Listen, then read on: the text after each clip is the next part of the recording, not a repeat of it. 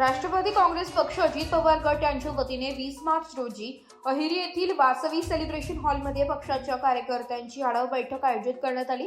या बैठकीचे अध्यक्षस्थान आमदार डॉक्टर धर्मराव बाबा आत्राम यांनी भूषविले। बैठकीच्या सुरुवातीला पक्षाचे ज्येष्ठ नेते स्वर्गवासी अजितदादा पवार यांना 2 मिनिटे मौन पाळून भावपूर्ण श्रद्धांजली अर्पण करण्यात आली। यावेळी उपस्थित सर्व पदाधिकारी व कार्यकर्त्यांना त्यांच्या कार्याची आठवण करून आदरांजली वाहिली आहे। यानंतर पक्ष संघटनेच्या बळकटीकरणाबाबत सविस्तर चर्चा करण्यात आली। आगामी निवडणुकांच्या पार्श्वभूमीवर पक्षाची भूमिका, बूथ स्तरावर संघटन मजबूत करण्याचे नियोजन तसेच सर्वसामान्य नागरिकांच्या समस्या सोडविण्यासाठी कार्यकर्त्यांनी सक्रिय राहण्याचे आवाहन आमदार डॉक्टर धर्मराव बाबा आत्राम यांनी केले। तसेच पक्षाच्या ध्येय धोरणांची प्रभावी अंमलबजावणी करण्यासाठी प्रत्येक कार्यकर्त्याने जबाबदारीने काम करावे।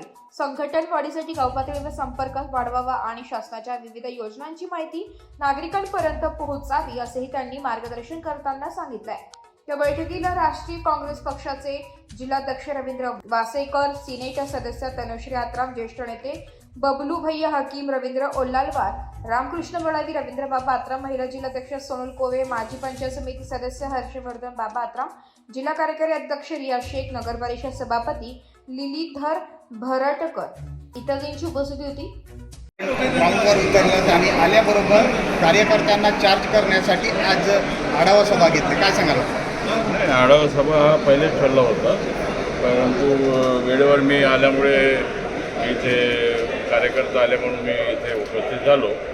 अर्थसंकल्प संपला, अधिवेशन पुन्हा सुरू आहे, 3 दिवसाचं अधिवेशन आहे, पुन्हा मी परवा जाणार आहोत आणि फार मोठा भरीव निधी या अर्थसंकल्पामध्ये आपण तरतूद केलेला आहे आणि मला पूर्ण विश्वास आहे की थोडाफार या वर्षी जरा पैसे मिळण्याकरता अडचण होतं, परंतु थोडाफार आपण या निधी आणण्याकरता आपला थोडा चांगल्या प्रकारचं काम झालं।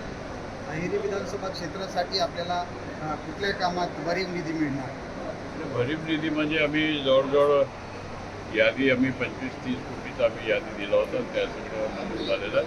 थोडंफार निधी आणखीन आवश्यकता आहे, ते माननीय मुख्यमंत्र्यांना भेटून ते सुद्धा आम्ही घेणार आहोत। जवळजवळ 15-20 कोटीची मागणी आम्ही करणार आहोत, जेणेकरून आपल्याला लोकांना या क्षेत्रामध्ये कामाचा फायदा होईल।